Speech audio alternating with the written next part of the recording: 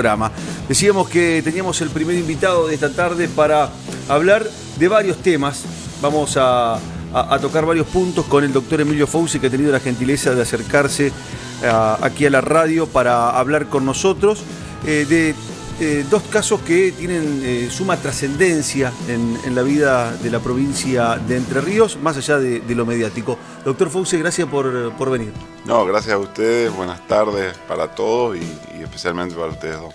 Doctor, se cerró hace pocos días, se firmó un juicio abreviado para Fernando Montañana, una de las personas que estaba imputada y que iba a ser juzgada junto al ex gobernador Sergio Uribarri y a otro grupo de personas allá en el juicio que se hizo entre 2021 y 2022, que terminó con varias condenas.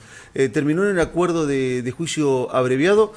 Hablábamos con Néstor en la producción del programa, muy favorable para Montañana, que tenía un pedido de prisión en expectativa para la Fiscalía mucho más amplio. Sí, la verdad que es un acuerdo de abreviado que satisfizo a Montañana, que a quien tenía que estar de acuerdo, porque no nos olvidemos que más allá de las ventajas o no que pueda o no tener la forma en que se abrevió, no deja de ser una condena porque ahí implica, el abreviado implica necesariamente el reconocimiento de la responsabilidad por parte del imputado, en este caso de Montañana. O sea que eso lo quiero dejar bien claro. Esa es la gran diferencia con el otro instituto que es muy conocido y la gente por ahí se lo confunde, que es la probation. El abreviado implica sí o sí la asunción de la responsabilidad penal por parte del imputado, en este caso de él, y bueno, y después se negocian las consecuencias, que vendría a ser lo que es la pena. Así que sí, yo creo que es un resultado, hoy viéndolo, es un resultado justo, en el sentido de, justo, si bien yo siempre pregoné la inocencia de Montañana, la conozco muy bien a la causa, yo intervine aparte por otros imputados en el juicio original que fue allá en el 2021. La conozco bien, sé las pruebas que hay, pero también sé la interpretación y el criterio que adoptaron no solamente los jueces de aquel tribunal de juicio, sino que después ese criterio ha sido refrendado en casación, y bueno, ahora está en el Superior Tribunal. Respecto a eso le quería hacer una pregunta, doctor, porque Montañana no fue parte de aquel juicio que usted refería hace unos instantes, que se celebró en el 2021 por un problema grave de salud que quedó acreditado, ¿no?, para despejar cualquier suspicacia. Sí. Y uno entendía en aquel momento, con el resultado de ese proceso, porque Montañana, comentémosle a la sociedad, estaba acusado de los 5 hechos de uno, que era el que se denominó causa imprentas. Causa imprentas y con una participación necesaria, secundaria. Secundaria. Las personas que estaban vinculadas a ese legajo... o necesaria, perdón. Necesaria. Fueron condenadas. Había como ya una prognosis, como le gusta decir a los operadores judiciales, de que no podría haber otra resolución. Perdón, y quiero agregar que, y esto también es personal, me parece que hubo una vulneración de los derechos de Montañana en virtud de que se produjo toda la prueba respecto de su responsabilidad cuando no se podía defender, no era parte del proceso. Exacto. Ustedes, bueno, los dos siguieron muy de cerca por su profesión aquel juicio, y yo lo dejé en evidencia permanentemente durante el debate. Se hablaba de Montañana durante el debate como si Montañana estuviese presente, y no estaba. Es más, la Fiscalía optó por apartarlo del juicio, porque en realidad la solución adecuada hubiera sido que se suspenda el juicio hasta tanto Montañana estuviera en condiciones de afrontarlo. Pero bueno, la Fiscalía optó con los argumentos que dio en ese momento, de que prefería apartarlo de ese debate a Montañana, algo bastante novedoso. Yo por lo menos no conozco otro caso. Yo tampoco. Y bueno, y el tribunal le dio yo me opuse, lógicamente, yo pedía la suspensión del juicio, que era como se veía, pues yo sabía que durante el juicio se le iba a asignar conductas antijurídicas a Montañana, se iban a exhibir pruebas, porque a Montañana se lo hacía partícipe de un delito, o sea que sí o sí, cuando se hablara de los autores de ese delito, necesariamente tenía que aparecer Montañana. Bueno, en base a todo eso yo me opuse. La Fiscalía, reitero, con los motivos que esgrimió en su momento, dijo: no, nosotros queremos que el juicio se haga sí o sí, un juicio se está esperando hace mucho tiempo. Bueno, y el tribunal le dio la derecha y se hizo el juicio. Pero pasó lo que vos decís, pasó que se exhibían pruebas y se exhibían chats y conversaciones atribuidas a Montañana con otras personas que estaban en este debate, y bueno, y yo levantaba la mano y me oponía, y bueno, pero la realidad es que... Era difícil que Fiscalía dijera, al referirse a esa evidencia, a ese legado, y el otro imputado ese sí, que no lo podemos nombrar. Pero aparte pero no era solo nombrarlo, porque eso hubiera sido más sencillo. No te olvides que este juicio tuvo una particularidad, que fue un juicio bastante gráfico, y está bien la expresión. La Fiscalía, porque no solo que se refería a las conversaciones, citándolas textualmente, las exhibió. Esas conversaciones, esos chats privados fueron exhibidos en pantalla, que se vio en todos lados, porque el juicio era oral y público. Si bien había limitaciones del público por el tema de la pandemia, pero sí se difundió por todos los medios. Y bueno, y se veían conversaciones del chat que Montañana mantenía con otras personas. O sea que la verdad que la cuestión venía bastante complicada. Y con esto te termino, sí. Y eso me llevó, yo quería ir al juicio, la verdad. Yo quería ir al juicio porque considero que el caso de Montañana era injusto. Él terminó aceptando su responsabilidad por una cuestión de conveniencia, de terminarlo de con seguir esto, con la vida. Y que ha sido un calvario estos 10 años que hace que Montañana está con el tema, ¿no? Yo le quería consultar porque hace un instante refirió que esta situación, que tanto usted como yo y como otras personas que seguimos ese debate entendíamos que allí había algo que no nos cerraba bien, fue refrendada por sucesivas instancias superiores a la del Tribunal de Juicio de Apelaciones. Sí. Y hablaba como de una especie no sé si de conducta, pero de hilo conductor.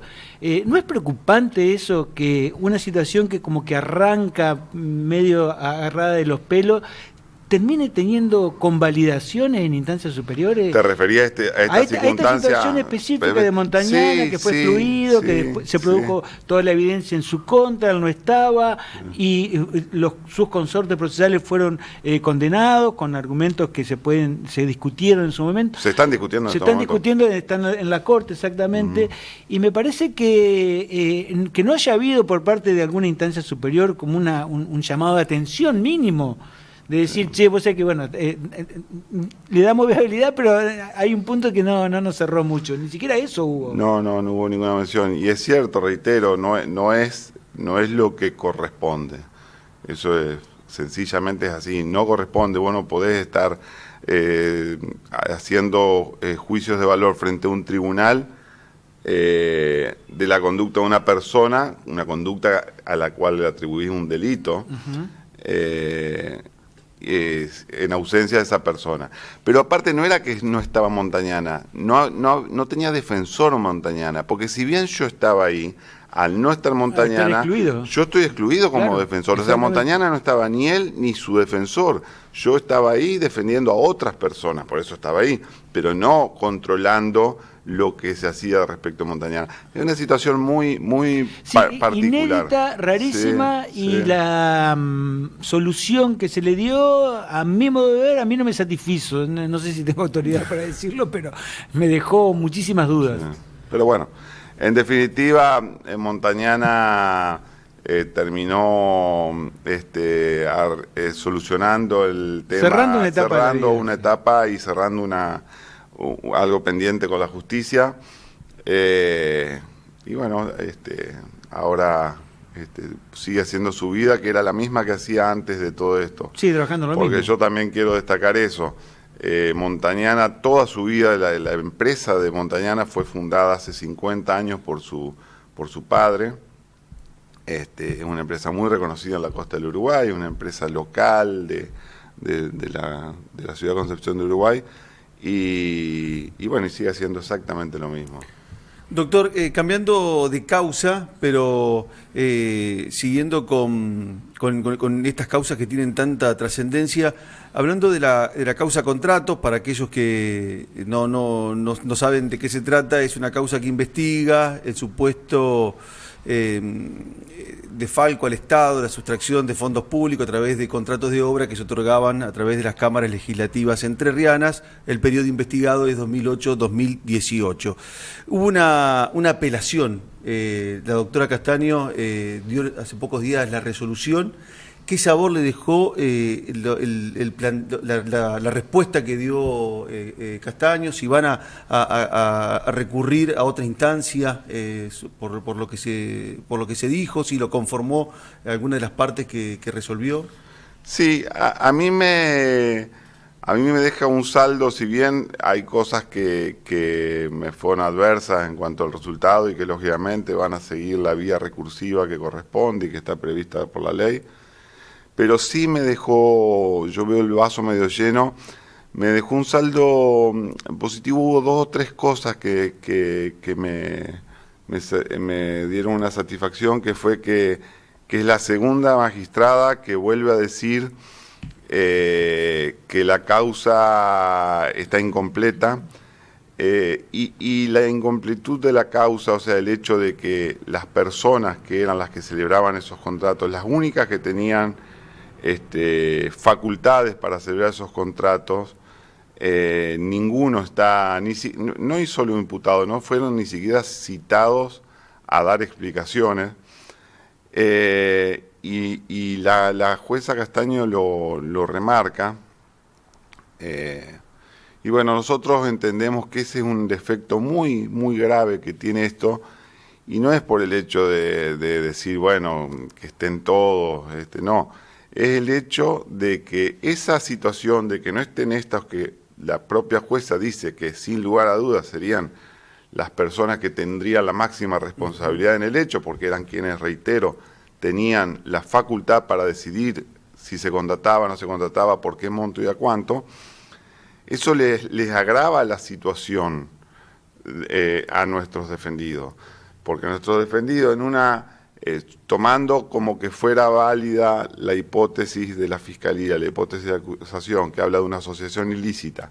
En una asociación ilícita hay distintos grados de participación y responsabilidad, y ese grado de participación y responsabilidad, en caso de que se condene por esa asociación, va a tener efectos directos sobre la pena. Sí.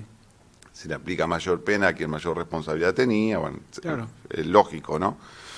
Entonces, el hecho de que esos mayores responsables no estén, hace que los que están pasen a ocupar un rol de máxima responsabilidad, cuando la realidad es que no, si es cierto que nosotros lo negamos a la hipótesis, pero sí, tomándola por válida, no era así. Entonces, eso lo torna muy injusto, y sobre todo injusto porque no es cierto lo que sostiene la Fiscalía. Es fácilmente determinable quiénes son las personas que estaban facultadas para suscribir y para ordenar estos contratos. No es cierto que no se pueden determinar. ¿Cómo le cae el argumento de Fiscalía que dice que todavía es...? Para mí me resulta inexplicable, inentendible. Han pasado 7 años desde que se inició la investigación. Los nombres de las autoridades de las cámaras, además de estar en el legajo, están en las páginas, están en las páginas oficiales del gobierno de la provincia de Entre Ríos. Claro. Porque quienes ocupan esos cargos, que son los facultados, son personas designadas o elegidas por el voto popular, y tienen un rol formal y funcional, y eso es público, es información pública. No pueden decir que no sabían quién era el presidente de la Cámara en determinado periodo. La verdad que es una falta de respeto. Aparte está el decreto 365, si no me equivoco, que regula cómo es la... No me acuerdo el número, tiene un número... No, era 300... del 128 periodo ordinario, el decreto sí. 1037, no bueno, me acuerdo. Sí, Un 3 tenía. Sí, algo así. Que regula y que dice quién se hace cargo del el contrato, la responsabilidad, el legislador que lo firma. Pero lo dice el propio contrato. Los contratos son todos contratos tipos, ¿no? Son todos iguales. Los de esa época y son exactamente iguales a los de hoy. Ahora. Y creo que la cláusula 11ª que dice que el legislador o la autoridad que suscribe el presente se hace responsable de los datos consignados en el presente contrato y de la identidad del contratado. O sea que está todo escrito, está todo arreglado. No pueden alegar... ¿Las defensas evalúan o hipotetizan los motivos de esa resistencia de la Fiscalía? No, la verdad no le encuentro explicación, salvo que no quieran investigar por X motivo determinado... A eso me refería. Sí, puede ser, que yo la verdad que desconozco. Es un problema de la Fiscalía. Sí, es una pregunta que se hace... Es un problema de la Fiscalía. Mucha gente más allá de Plaza Mansilla. Y no es una pregunta, la gente no es tonta, la gente no es eso... Si no come vidrio. No come vidrio. Entonces, acá hay una realidad, no quieren avanzar en ese sentido. Pero bueno, nosotros tenemos que... Quedaría muy comprometida la palabra del procurador, porque dijo que iba a haber una causa contra estos dos. No sé con qué evidencia, pero... Y claro, pero si hace, ¿cuánto? 8 años que se inició esta causa, no sé cuándo se iniciará. Sí, en 2018 comenzó a investigarse. Pero bueno, la realidad es que, por eso te digo que me dejó satisfecho eso y me dejó satisfecho que también, aparte de eso, que para mí es medular en esta causa, aparte de eso también la jueza Castaño nos hizo lugar a varios de los planteos y sobre todo, y el más importante, que cambia también radicalmente la causa, es una cuestión sumamente técnica, pero es importante, porque cambia la expectativa de la pena, o sea, la pena que los fiscales para esta audiencia tenían que expresar, por el 405 del Código, el 403, perdón, prevé que debe expresar cuál va a ser la pena que en un eventual juicio se va a solicitar y fundamentarlo, por supuesto. Bueno, las penas solicitadas en esta causa son exorbitantes. Hay penas de 18 años, creo que es la máxima, después hay varias de 15, de 13, de 12. ¿Eso por qué es? ¿Cómo se fundamenta? Porque el tipo de delito que se acusa no prevé esas penas, si es un hecho. No los prevé, excede largamente. Lo que pasa es que la Fiscalía establece un modo de computar los hechos muy particular, muy sui generis, que la jueza de garantía le dio la derecha y la doctora Castaño dijo no, está mal, que la postura nuestra. La Fiscalía dice que por cada año, vos dijiste, Marcelo, recién que es del 2018 al 2008 al 2018, o sea, son 11 años. Sí.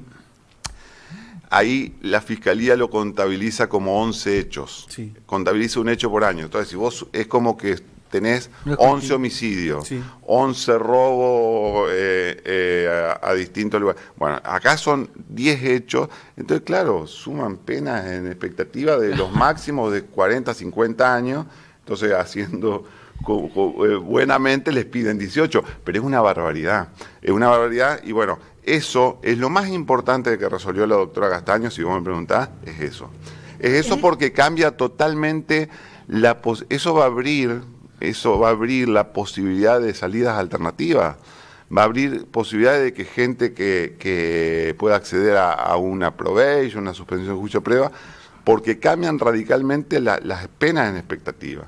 Así que, si vos me preguntás, eso nos dejó a mí en lo personal muy satisfecho. Yo creo que aparte es muy justo, porque la verdad que era medio inexplicable la forma en que había computado la Fiscalía el concurso de los hechos, y bueno, así que veremos, pero falta un montón, porque ahora la Fiscalía va a protestar por ese... No, y nosotros también. Claro. Nosotros los que nos rechazaron lo vamos a casar, se llama casar el recurso. No, digo protestar por el oyente. No, está bien, para que lo entienda la gente. Va a protestar Fiscalía, vamos a protestar nosotros, el recurso que corresponde es el de casación, y sí, vamos a seguir discutiendo. Es una causa que justamente como no es muy, con absoluto respeto, no es muy prolija la acusación, va a dar para discutir mucho esta causa. Sí, ordenó la reformulación o la readecuación del hecho. No, quería preguntar respecto a lo que veníamos hablando. Esa resolución que ustedes reciben con mucha algarabía, ¿qué relación tiene con la figura de asociación ilícita que fue muy cuestionada por ustedes? Porque recuerdo que durante la audiencia se cuestionaba que si son 11 hechos, no estaría configurada la asociación ilícita porque habría una renovación de las cabezas y no sería un hecho continuado. Es eso, así como lo acabas de explicar. La asociación ilícita no nace y muere todos los años. Y se renueva. Y se renueva, que es lo que... Es una contradicción lo que planteaba la Fiscalía, pero la Fiscalía planteaba el peculado, digamos, en concurso con la asociación ilícita. Y en una contradicción, porque para el peculado lo hacía concurrir anualmente. Claro.